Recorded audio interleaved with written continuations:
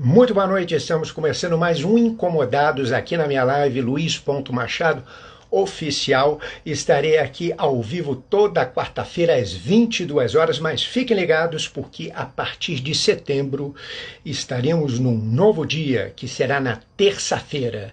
Portanto, a partir do dia 1º de setembro estaremos todas as terças-feiras às 22 horas. E também nós temos o nosso canal no YouTube, programa Incomodados com Luiz Machado.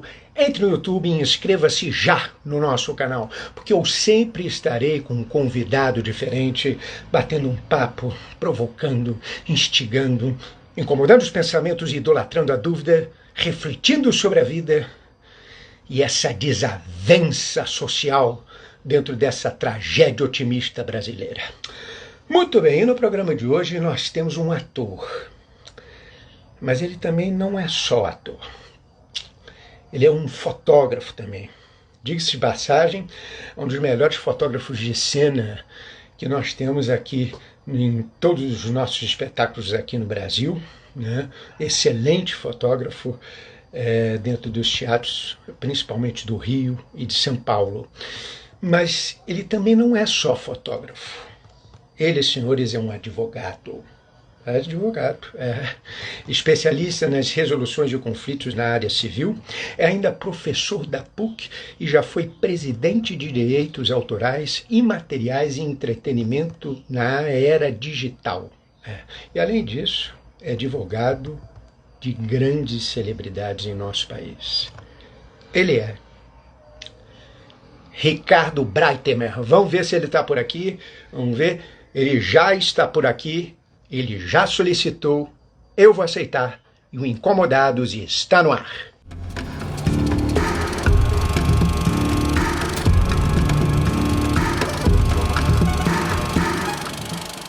Alô, Ricardo alô, Breitemer. alô, Tudo alô, bem? alô.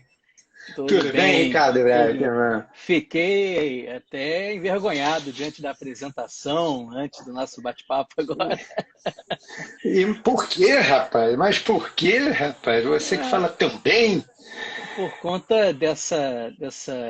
Sabe que quem ganha muito com essa multiplicidade de arte, advocacia, é o meu psicanalista, né? Porque ele nunca sabe Olha que quem que vai maravilha. sentar lá no, lá no divã com ele. Quem é que está chegando dessa vez?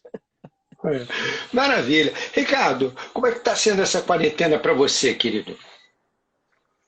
Olha, diferente de muitos amigos, conhecidos, familiares que estão com a moral bem lá embaixo, tristes, com muita preocupação em relação ao futuro, medo de sair na rua, medo de se contaminar, muitas pessoas com dificuldade financeira. Eu, claro, fiquei muito ansioso, mas eu, diferente de muita gente, tive um motivo de muita alegria, porque meu filho nasceu durante a pandemia. Né? Estava completando hoje, eu conto todo dia, 2 meses e 11 dias. Né? Que maravilha. Então, isso aí deu para tirar a cabeça dos problemas e focar num amor e filho, esperança, uma nova vida, renovação. Né? Mas não fosse isso, eu ia estar bastante preocupado mesmo. E a gente até havia falado anteriormente, eu estou com um filhote, vai completar 2 aninhos aí no mês que vem, no dia 15 de setembro.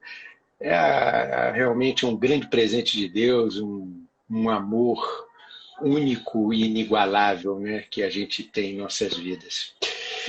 Ricardo, vamos a um pensamento. As leis são teias de aranha pelas quais as moscas grandes passam e as pequenas ficam presas. Essa é a afirmação de um grande escritor francês que foi fundador do realismo da literatura moderna, que é o Honoré de Balzac. Eu te pergunto o seguinte: a justiça é injusta? Para quem é uma... Qual era o inseto? Era uma mosca pequena? Para quem é uma mosca pequena, é injusto.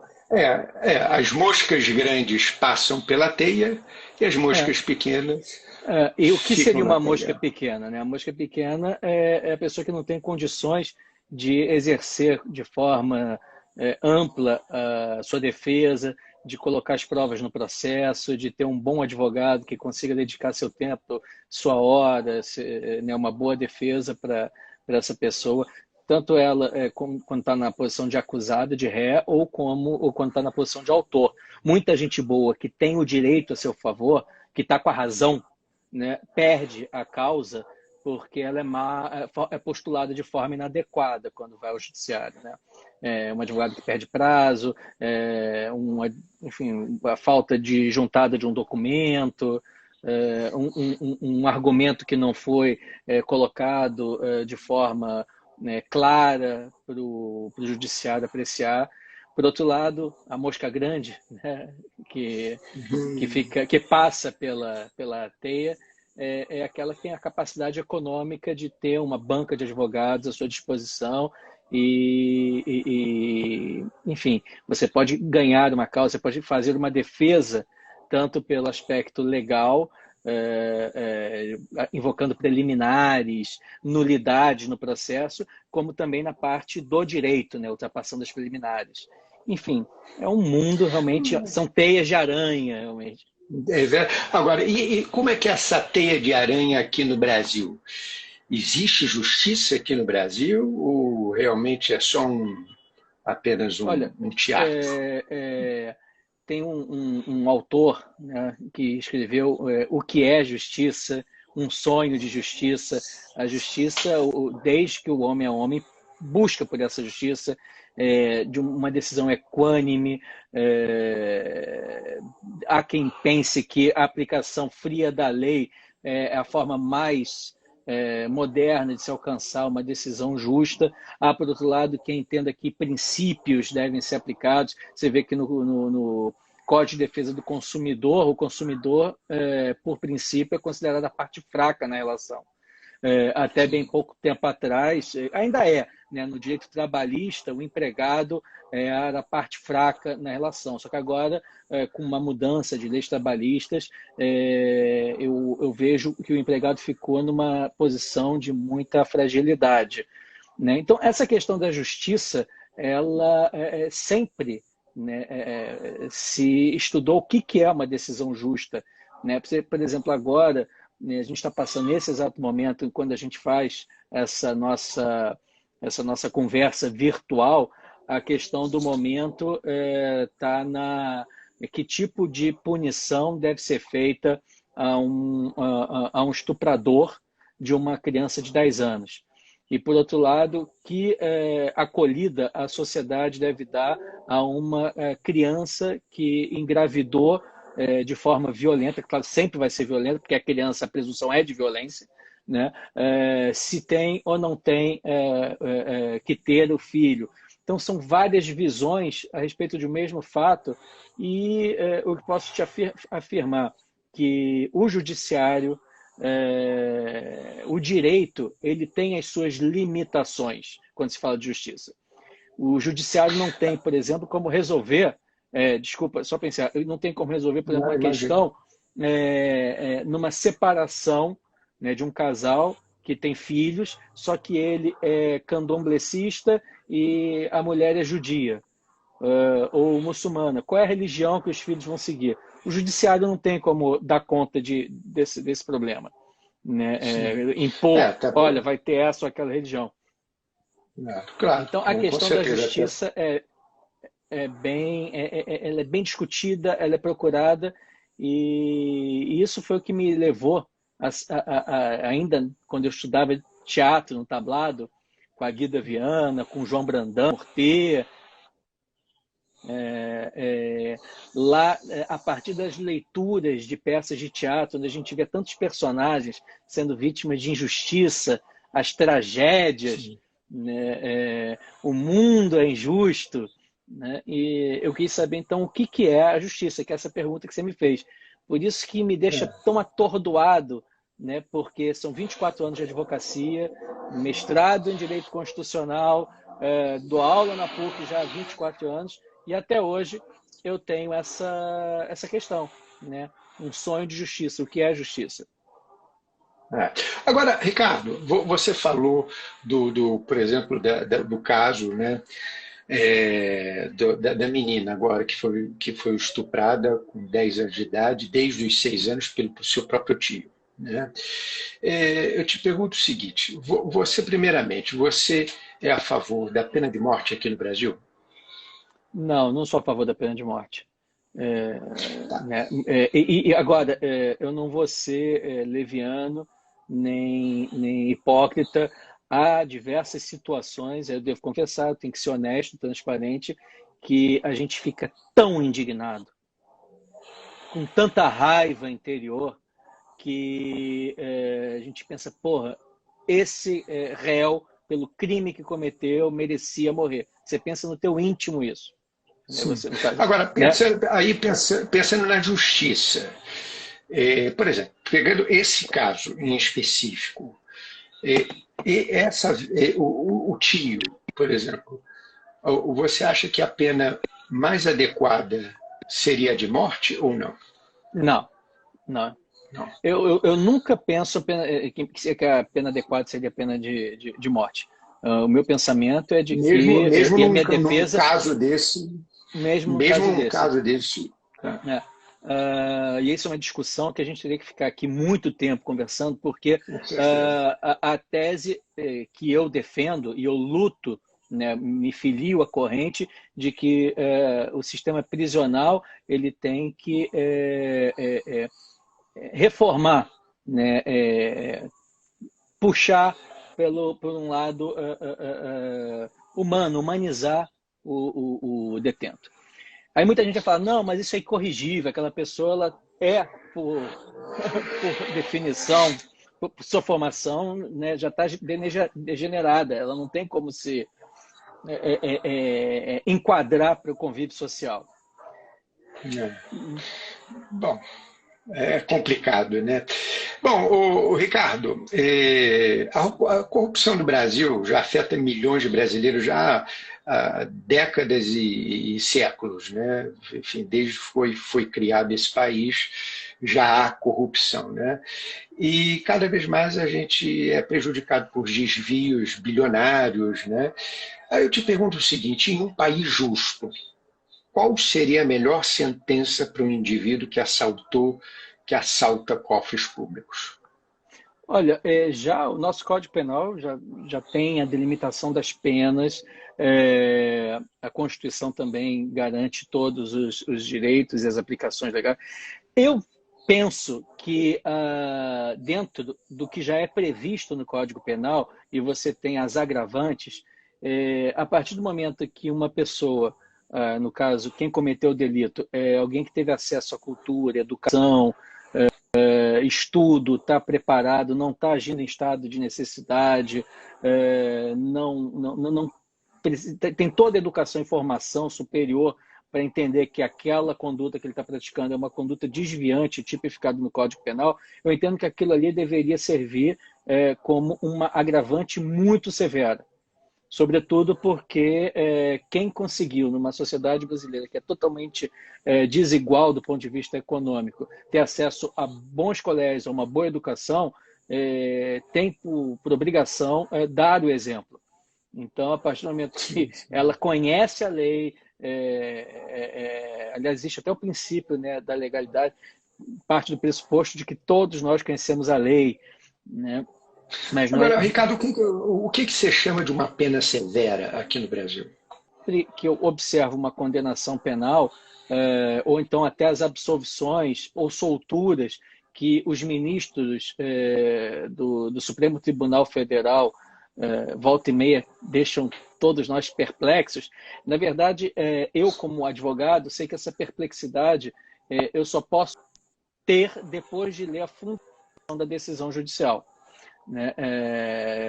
Porque ali vai ter uma justificativa. Você sabe que o artigo 93, inciso 9 da Constituição, diz que toda decisão administrativa e judicial deve ser fundamental, né? Deve ter um porquê, para que nós, jurisdicionados, a partir do conhecimento de uma decisão, a gente entenda o que levou, qual foi o raciocínio lógico que levou um magistrado a optar por um caminho A ou um caminho B. Né? Então, é muito importante que a gente tenha uma boa análise da fundamentação de toda decisão judicial.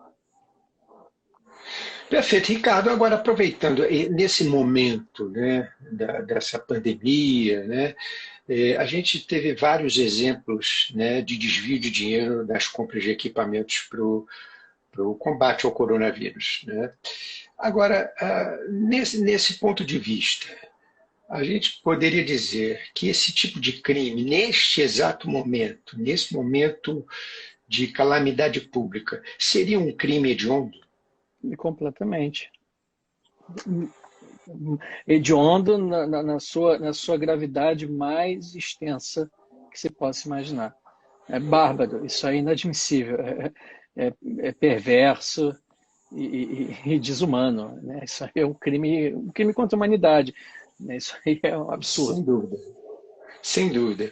Muito bem, Ricardo Breitman, você é um advogado especializado nas resoluções da área civil. A OAB, já há alguns anos atrás, distribuiu aos seus afiliados adesivos com os seguintes dizeres: sem advogado não se faz justiça. Eu te pergunto o seguinte: essa afirmação vai na contramão da importante função de um advogado na resolução consensual de conflitos? Não, porque o advogado, e todos que eu conheço, o advogado moderno, e eu sempre desempenhei isso, ele tenta uma mediação, ele tenta uma conciliação com a outra parte, porque sabe, inclusive, que se ele depender do judiciário, ele não vai sobreviver. O que eu estou querendo dizer com isso? Se você me chega com uma causa, tá, contra o seu locador do seu imóvel, né? Você é o locatário. Ricardo, eu não estou conseguindo pagar agora, eu preciso de uma ajuda sua para ajuizar uma ação de revisão contratual, porque eu quero pagar menos, quero um desconto de 30%. Em vez de eu chegar logo e ajuizar a ação, eu, como seu advogado, eu vou ligar para o proprietário do seu imóvel e vou ponderar com ele ou com o advogado dele de que todo mundo está passando por um problema sério, a pandemia está privando todo mundo, né, de exercer plenamente as suas atividades laborais, e por conta disso eu preciso, enfim, vou fundamentar e chego num acordo. E tenho chegado, né, até já virou uma praxe. A maioria dos donos de imóveis que estão dando descontos entre 20% e 30% para os seus locatários, né? Então, basta conversar, mostrar outros casos. E aí tem técnicas de negociação, técnicas de resolução de conflito fora do judiciário. A arbitragem também é uma maneira de você resolver sem o judiciário se meter, porque o judiciário ele tem milhares de ações. Ele está inchado. E agora, com a pandemia, isso vai quadriplicar. Vai inchar mais ainda. E vai inchar muito mais. E com o agravante de que ele não vai conseguir dar conta, porque o trabalho está sendo virtual, está sendo à distância. Tem sempre uma complicação, né? A gente está se adaptando ainda. Eu tenho ido ao escritório todos os dias, né? Porque está tendo muito trabalho.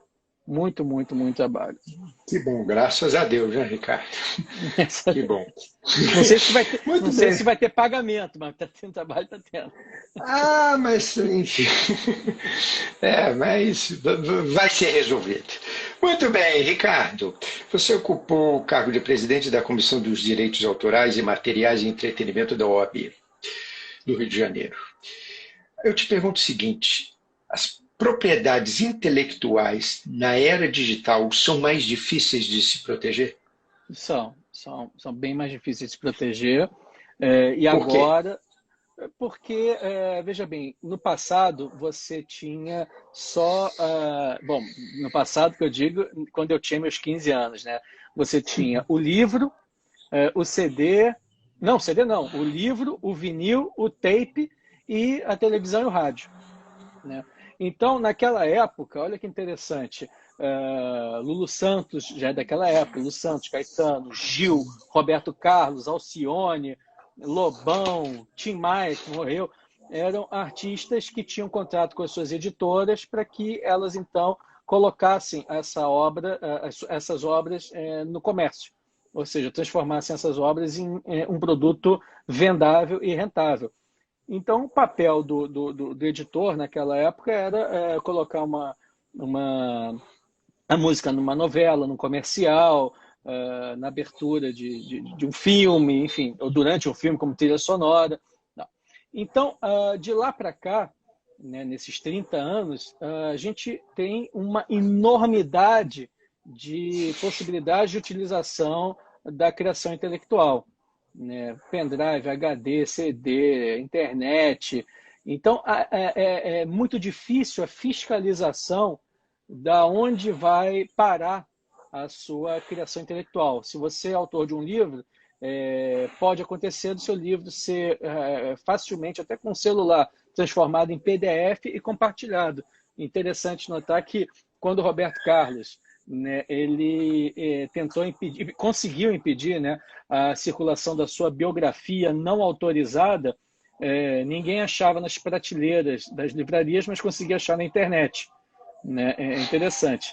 E hoje, né, o Supremo Tribunal Federal, já numa decisão de 2017, salvo engano, 16, 17, ele acabou com essa história. Então, no Brasil, assim como em vários países do mundo, né, na Europa, nos Estados Unidos, a biografia não autorizada é permitida. Então, hoje se quiser escrever uma peça de teatro biográfica, eu posso fazer. Se eu quiser escrever um livro sobre qualquer pessoa pública que tenha marcado a sociedade, eu posso fazer. Então, se eu quiser escrever uma biografia sobre Eduardo Cunha, que foi deputado, está preso, estava envolvido, foi presidente do Congresso, ele que autorizou o impeachment da Dilma. Então, se eu quiser escrever uma biografia dele, eu posso escrever, ele não tem como impedir. Se eu posso escrever uma biografia do Fernandinho Beiramar e de quem quer que seja. Sim. Mas se eles não têm como impedir, você não precisa pedir uma autorização dele, nada disso. Nada disso, nada disso. Agora, isso incluído não só livro, aí até uma dúvida minha, isso num filme também, ou até num mesmo seriado, você não precisaria pedir nenhum tipo de autorização se você vai fazer tipo um filme sobre o Fernandinho Beiramar? Não, você não precisa pedir. Sendo uma obra biográfica, ela pode. Então, por exemplo, por ocasião foi até engraçado, quando o filme do Queen, né, estreou e teve o Oscar, né, de melhor ator, pro ator que interpretou o Fred Mercury, muitas pessoas, muitos atores que também são cantores, ou produtores, coincidentemente, 3, tá? Me ligaram. Ricardo, como é que eu faço para levar para os palcos, para o teatro, a peça do Queen? Eu preciso pedir autorização? Aí é interessante. Para escrever a história, você não precisa escrever a história. Mas se o Queen for uma marca, você precisa pedir autorização para usar aquela marca. As músicas, você tem que pedir uma autorização para a ECAD. Né? Mas a história em si, biográfica, você vai narrar aquela história, você pode fazer sem pedir autorização. Por isso que a gente vê tantas biografias do John Lennon, biografias do Obama, do Trump. Então, agora estão sendo várias biografias do Trump, né, de como ele era como empresário. Então, a biografia não autorizada, ela pode ser feita. O que você não pode fazer é uma utilização indevida de imagem, usar a criação intelectual daquele que você está escrevendo a biografia, do biografado. Então, se o biografado ele teve uma produção intelectual, uma música, né, Roberto Carlos, né, algumas músicas ele compôs junto com o Erasmo. As músicas você não pode usar, porque isso é criação intelectual. Mas contar a história biográfica, você pode fazer. Perfeito, interessante isso e bem complexo, hein, Ricardo? Porque... enfim, né, isso aí eu acho que tirou dúvidas aí de muita gente que está nos assistindo. Né? Aí falando um pouquinho, a gente falou agora um pouquinho de direitos autorais, né, na área da cultura, e você é um excelente fotógrafo de cena, de teatro, um dos melhores que eu conheço em 25 anos de carreira. Eu te pergunto o seguinte, a fotografia é a sua válvula de escape? Seria a sua maior defesa? O teatro a arte são minha válvula de escape. Eu preciso da arte para me emocionar. Eu me lembro que... Bom, como é que a fotografia entrou na minha vida? Aliás, como que o teatro entrou na minha vida? Eu comecei a fazer teatro no Colégio Andres. Os professores lá eram Kiki Henrique Dias, né, Drica Moraes e Felipe Martins, Filipinho. Eles eram os professores de teatro do Colégio Andres. Lá eu comecei a fazer teatro, adorei. E depois eu fui para o Tablado, onde lá eu fiz teatro, curso com a Guida Viana, com o João Brandão. Fiz parte do grupo Troglô, né, que tinha Pedro Brício, Dani Barros, Alcemar, enfim, uma turma boa, né? Só que eu era péssimo ator, né? Então eu tinha o teatro fazia muito bem a mim, porque era o momento de eu extravasar, de eu viver experiências que talvez eu nunca fosse viver, me emocionar, né? Viver um mendigo, viver um rei, viver um ladrão, viver um assassino, viver alguém que perdeu o pai ou que matou o pai, né? No caso do Édipo. Mas e aí eu fui tentar ver outras possibilidades dentro do teatro. E assim, às vésperas de entrar para a faculdade de Direito, o Domingos de Oliveira e o Fernando Gomes, o produtor, me chamaram para produzir o Confissões de Adolescente e iluminar o Confissões, né? E na época eram 4 canhões de luz no porão da Laura Alvim, né? Então era Maria Mariana, Ingrid Guimarães, Carol Machado e Patrícia Perrone. Aquela peça lá, o Domingos inclusive falou, olha, vamos botar 5% para cada um, isso aqui é guerrilha, como o teatro sempre é, a gente sabe se isso vai... sem patrocínio, a gente não sabe se isso aqui vai dar certo ou não. E foi incrível, porque começou a ter 3 apresentações na Casa de Cultura Laura Alvim, quinta, sexta, sábado e domingo. Depois a gente foi para o Teatro Casa Grande, 2 apresentações com quase 700 pessoas assistindo, seriado. Ou seja, um produto, que é o teatro, teve vários subprodutos, né, produtos derivados a partir daquele espetáculo. E aí eu me lembro que eu comprei até eu era produtor, iluminador, e comprei uma Brasília, né, assim que eu completei 18 anos. E já estava começando a fazer eu adorava aquela Brasília, porque minha mãe sempre falou, meu filho, você vai comprar um carro quando tiver a carteira e seu dinheiro para comprar, porque eu não vou te dar carro e tal. Consegui o dinheiro, esperei para ter a carteira, e aquela Brasília eu comprei de um pintor. E atrás tinha uma estrela, quando apertava o freio, uma estrela pequena dentro de uma maior, dentro de uma maior, dentro de uma maior. Quando você apertava o freio, ela fazia assim, tá, tá, tá, tá, tá, atrás, né, no retrovisor.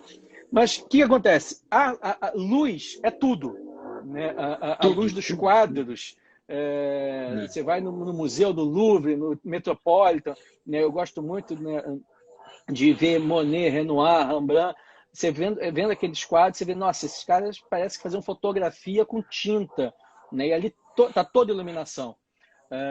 E aí veio a paixão pela fotografia. A fotografia é uma mistura de paixão pela luz, junto com uma sensação de poder divino de congelar o tempo.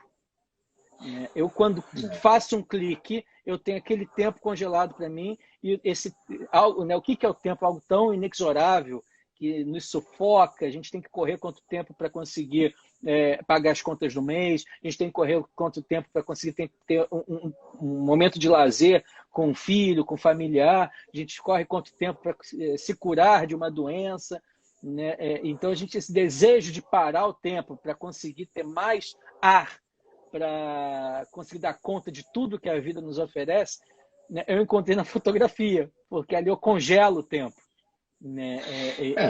É bem interessante isso.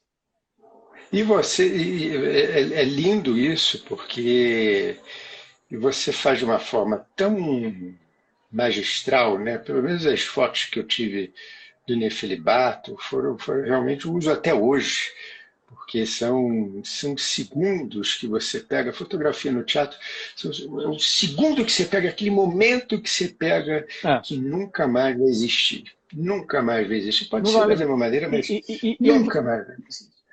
E a fotografia de teatro, ela tem muito detalhe, muito detalhe. Antes de tudo, tem que ter uma iluminação que tem uma boa luz de frente. Porque quando a luz é só em cima, fica isso que está acontecendo nos meus óculos agora que eu estou vendo. Fica uma sombra no olho do ator.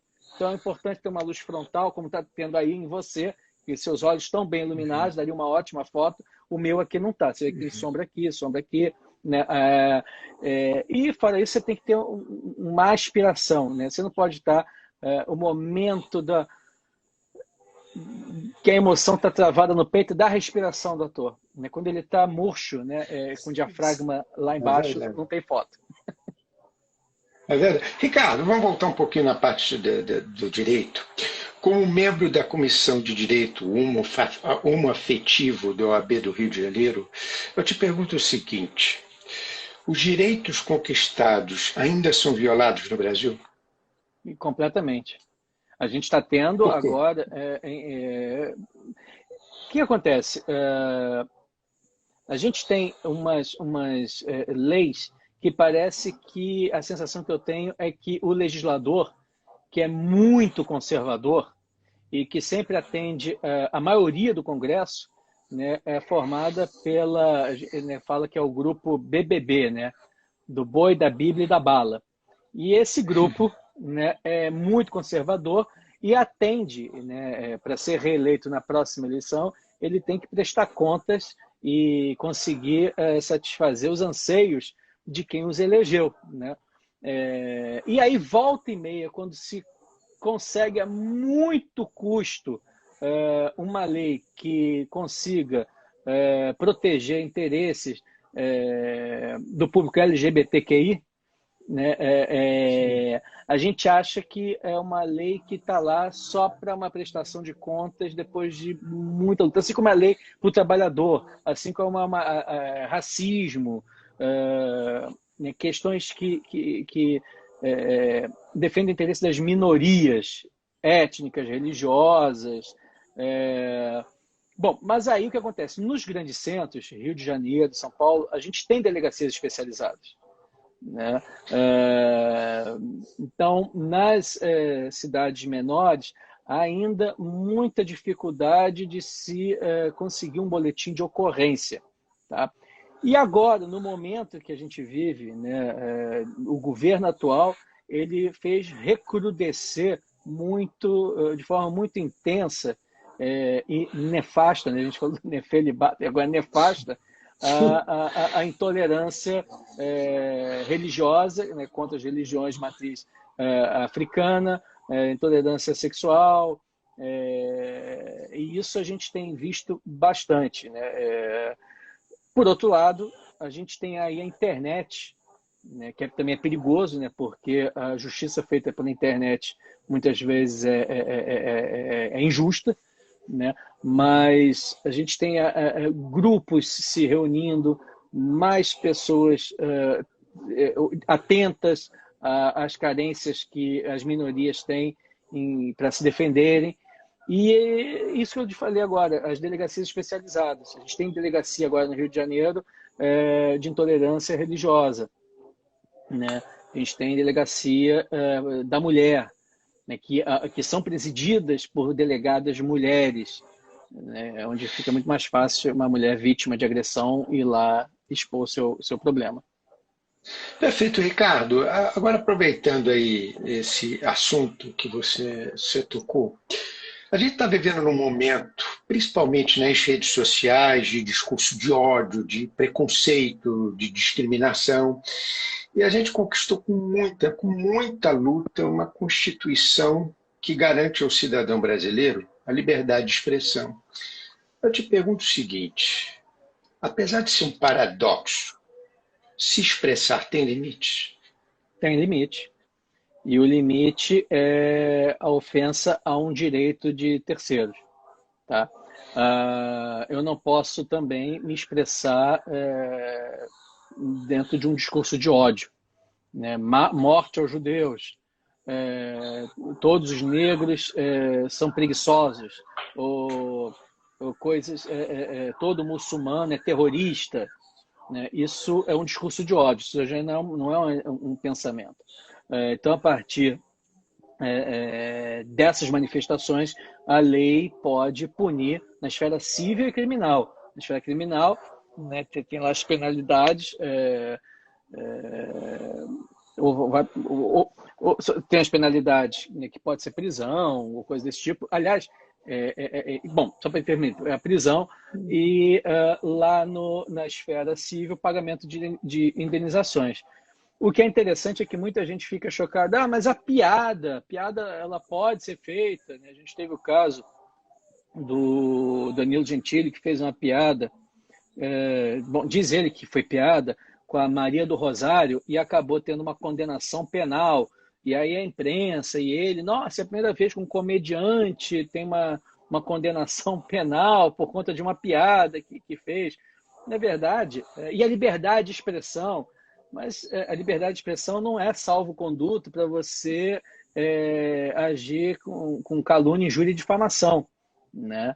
Então, isso não pode acontecer. E nem divulgar mentira a respeito de ninguém. Agora, ao mesmo tempo, Ricardo, você não acha que nesse momento, principalmente depois que esse governo entrou, você não acha que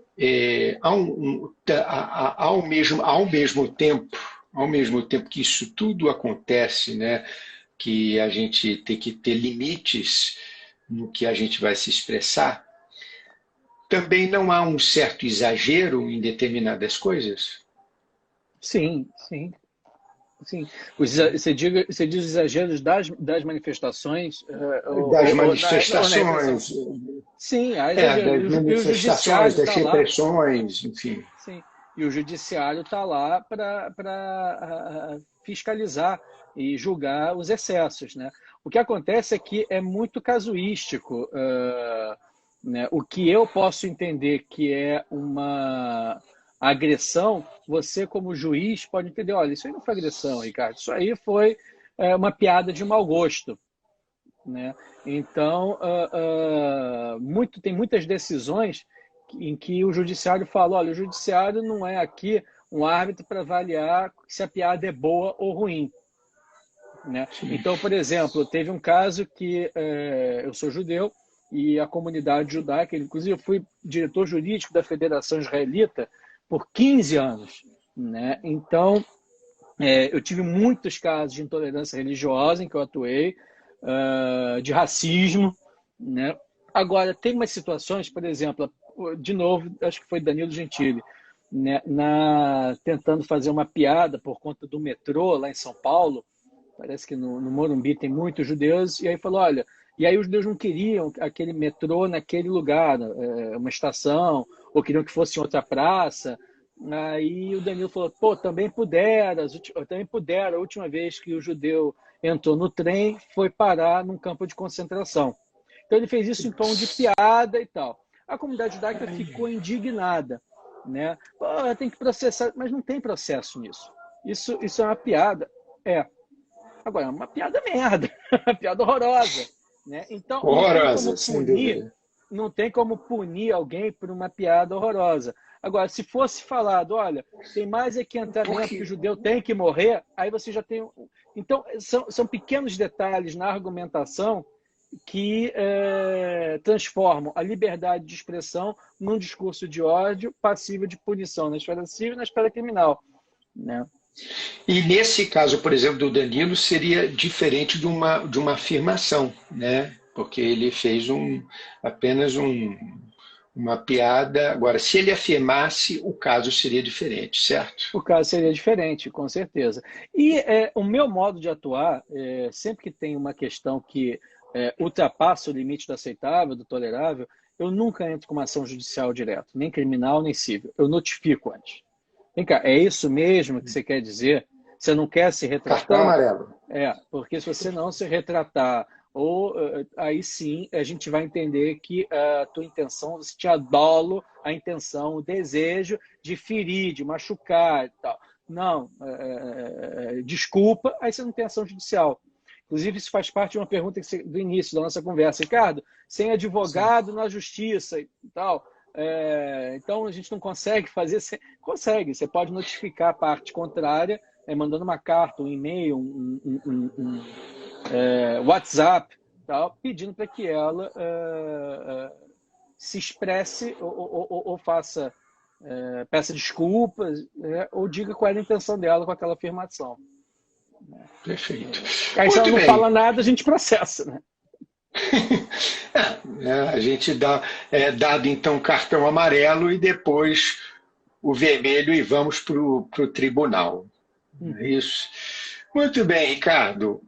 As palavras cortam mais do que espadas. É difícil lidar com as palavras no dia a dia? É bem difícil. E você falando agora assim, não sei por que, mas me veio na cabeça o meu novo estagiário, que numa petição de três parágrafos, ele escreveu, a palavra, ele botou a seguinte palavra, que nesta toada, ou seja, se seguir assim, Vossa Excelência, que é o juiz, perlustrando os autos, né? Eu falei, poxa, isso não existe mais isso, né? Tá. Então, tanto o advogado é um homem da palavra, o juiz é um homem também da palavra, o ator é um homem da palavra, e quando ele não usa a palavra, ou seja, numa mímica, ele está expressando sentimentos que são transformados em palavra também. Então, a palavra tem uma força muito grande. E no mundo politicamente correto, muitas palavras, né, estão sendo vistas com bastante distanciamento. Denegrir, judiar, né? São palavras que estão tendo agora uma certa recusa em se utilizar, né? Assim como nos Estados Unidos, né, ninguém fala, não se fala mais quase um palavrão, é muito ofensivo você falar nigger, né? Você fala N-word, né? Você não pode, proibido, né? Uma palavra. E no judaísmo é engraçado, né? Deus, né? Você também não escreve, é tão sagrado que você não escreve por extenso. Você bota um D maiúsculo e um S do lado. Então tem umas palavras que tem muita força. Muito bem, Ricardo. Atualmente, advogar em prol da cultura no Brasil é uma tarefa árdua? É uma tarefa árdua, sobretudo porque os investimentos pararam, né? É curioso, porque eu não sou um advogado que atua em leis de incentivo, em contratos de patrocínio. A minha atuação é mais no litígio, na contratação, na negociação, né? Essa parte de leis de incentivo, prestação de contas. O problema é que agora eu estou vendo os colegas que trabalham com isso e ficou muito... Está escasso. Não tem mais a matéria-prima para se trabalhar nessa área porque não tem mais incentivo nenhum. Por outro lado, a advocacia que eu faço na cultura ou para a cultura está sendo muito mais uma advocacia de litígio, de processo, para liberação de peças ou filmes que estão sendo impedidos de serem veiculados, sobretudo nos espaços públicos, eu digo pertencentes ao Estado, o Estado, governo ou da União. Então, a gente teve o caso interessante, né, da Renata, uma atriz trans que tem a peça Jesus, Rainha do Céu, salvo engano, não sei se é esse o título, e que estava tudo programado para que ela encenasse esse espetáculo lá na Praça de Madureira, onde tem um teatro de Madureira, Teatro Madureira, enfim. E aí o Crivella, quando soube a temática da peça, falou: no meu teatro não, ou seja, é o Estado, é o agente público manifestando que ele é o imperador e que o bem público é dele. E cancelou o espetáculo na mão grande, né? Então precisa de uma ação judicial contra o Estado, né? No caso a prefeitura, para que essa arbitrariedade não ocorra. Não deu tempo e a gente acabou conseguir fazer com que o espetáculo mudasse então para a Fundição Progresso. Mas várias situações como essa estão acontecendo. E é uma atuação que eu faço muito mais como voluntário, como alguém que se sente dentro do teatro ainda, né? Porque Que é quase uma volta à ditadura, né, Ricardo? Você censurar o espetáculo, enfim, você censurar a cultura, independente do tema. Se nós estamos numa democracia, nós podemos, né, falar o que bem entender. Enfim, é um produto. Você vende um produto, a pessoa, se quiser pagar, vai lá e assiste. E isso realmente vejo isso como um grande retrocesso aqui no Brasil. Enfim, nesse sentido, você vê alguma solução, é, enfim, nesse momento, ou isso ainda isso vai demorar a até gente vai ter que mudar o governo? a gente vai ter que se unir muito. É um período bem negro da história, bem ruim. E você observa que não só o interesse pela cultura é praticamente nenhum, porque Sim, a gente observa que quem está impedindo as peças de acontecer são os órgãos que possuem teatros e que são órgãos do governo. Então, assim, a Caixa Cultural. Então, e nunca vem a desculpa, nunca é uma censura, porque agora mudou a diretoria e a gente vai cancelar aqui as peças.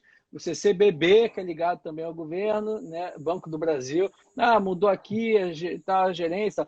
Então, a saída seria as peças serem encenadas nos teatros particulares.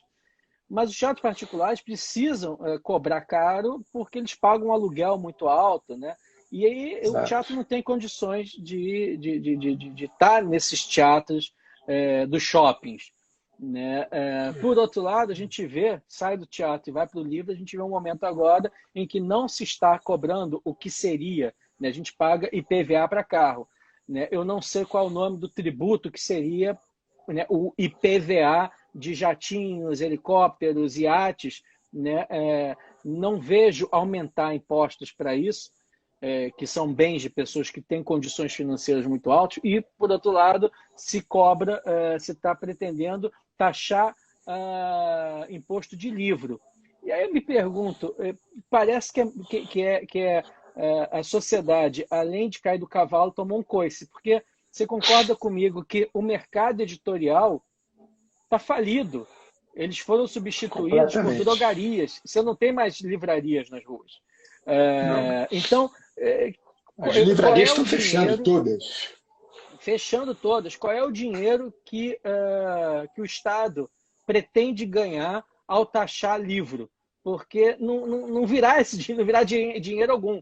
O resultado prático, útil disso é zero.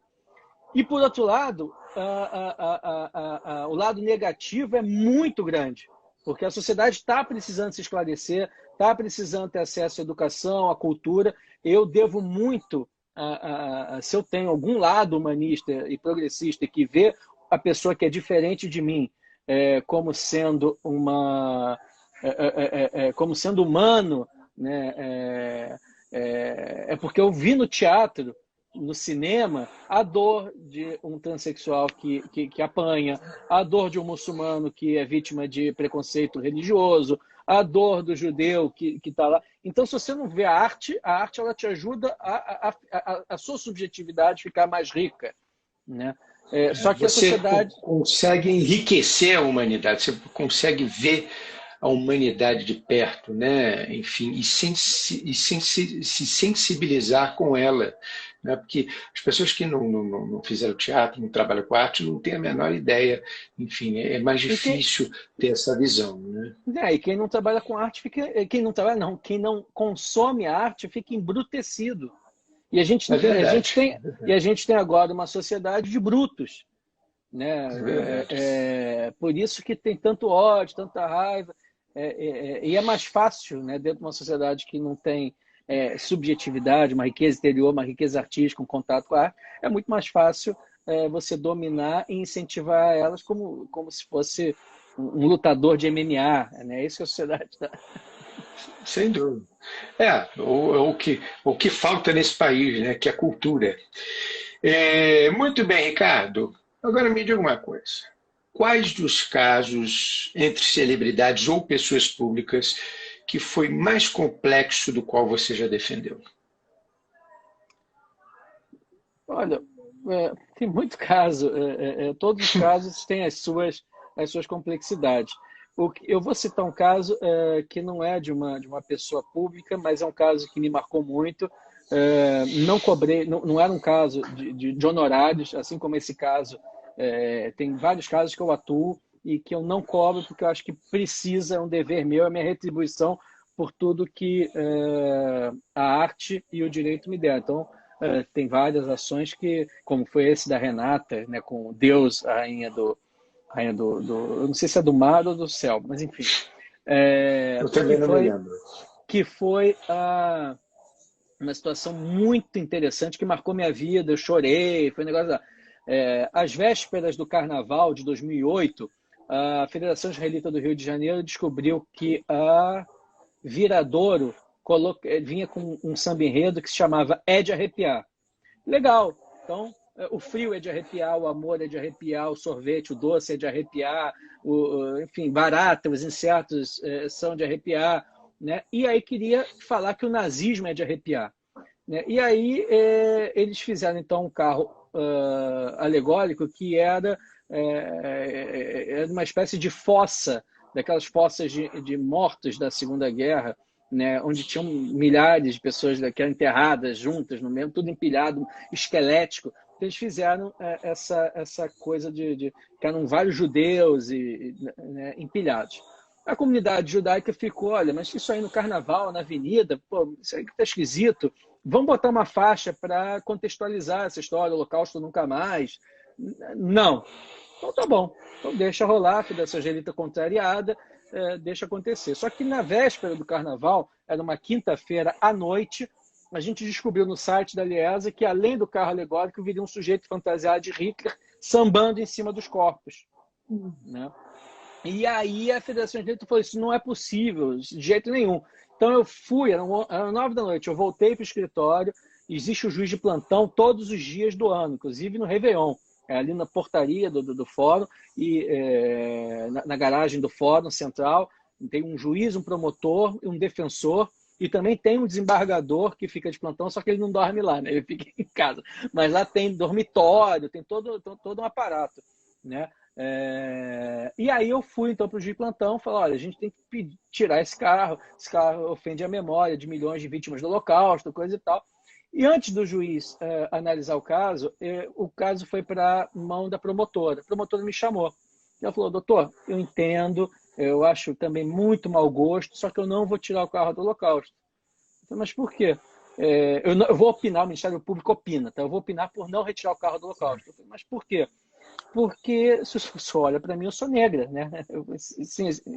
Senhora, né? E eu a vida inteira vi o negro no carnaval sendo chicoteado para simbolizar o escravo, né?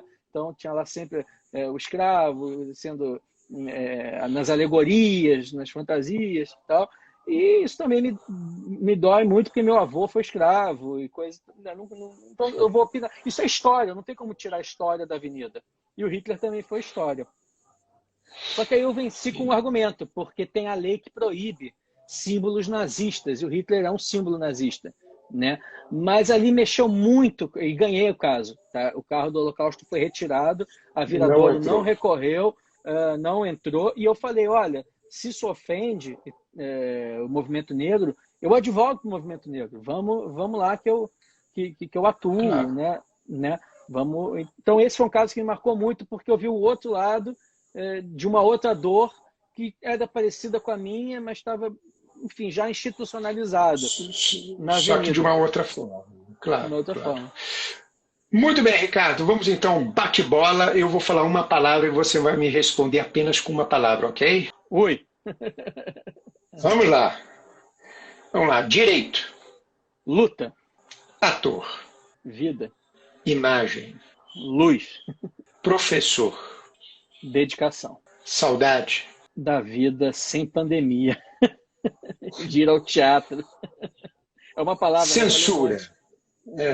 Sem problema. Censura. Governo Bolsonaro. Rio de Janeiro. Desgovernado. Autor. Nelson Rodrigues. Filho. Esperança. Culpa. Quando eu advogo para alguém que não tem razão e ganha. Mas é uma palavra que tem que ser. Mas, enfim. Mas eu me sinto resumiu bem. Muito bem. Ricardo Breitman. Como é que é a música da Fernanda Abreu? Um clipe sem nexo, um terror, retrocesso, meio bossa nova, rock and roll. A gente está encerrando agora aqui, né, Luiz? E Ricardo Breitman, o que seria a palavra de Ricardo Breitman? Diversidade. Diversidade? É verdade. Muito bem. Sem o que Ricardo Breitman não conseguiria viver? Arte. Tá certo. Ricardo Breitman, vou te fazer uma pergunta muito simples. O que incomoda Ricardo Breitman? O que me incomoda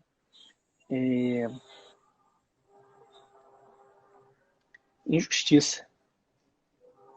Injustiça, né? Sobretudo do forte contra o fraco. Covardia. Aliás, tira a injustiça, covardia. Muito bem, Ricardo. Sempre tem algo que a gente gostaria de falar, mas por algum motivo não falou ainda. Então, fala o que você quiser. Seja enforcado pelas cordas da liberdade. A palavra é sua. Abre seu coração e diga lá.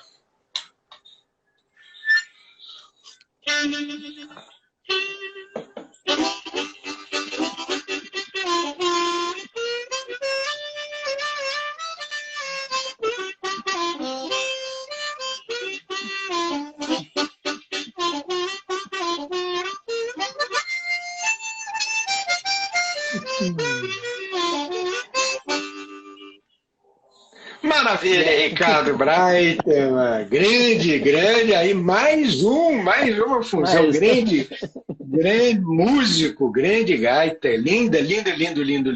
Muito bem, agora chegou a hora do nosso registro virtual, do nosso print aqui no Incomodados, para registrarmos esse único momento com essa plateia linda e maravilhosa, com essa audiência maravilhosa que está nos ouvindo e nos assistindo nesse momento. Muito bem, Ricardo, prepare-se, sorrisão, atenção.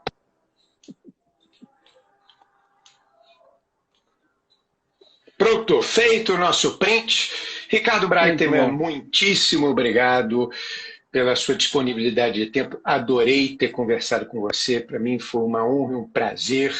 Acho que esclareceu muita gente que está nos ouvindo aqui na nossa live do Incomodados. Mais uma vez, Luiz, muito obrigado mesmo. Eu que agradeço. O Nefelibato sendo um monólogo, não dá para a gente fazer ele pela internet? Vai ser feito. Agora, nesse segundo semestre, a gente está programando, a gente vai pegar uma filmagem que foi feita e vai colocar aí à venda, enfim. Né? Eu estou assistindo várias peças virtuais. Todas que eu posso, eu estou assistindo. Muito bem. Então, muitíssimo obrigado, Ricardo. Na semana que vem estarei com o roteirista e autor de telenovelas, Alessandro Marzon. Mais uma vez, muitíssimo obrigado pela audiência dos respectivos celulares. Uma ótima noite, excelente semana. Fiquem com Deus e tchau para vocês. Fui!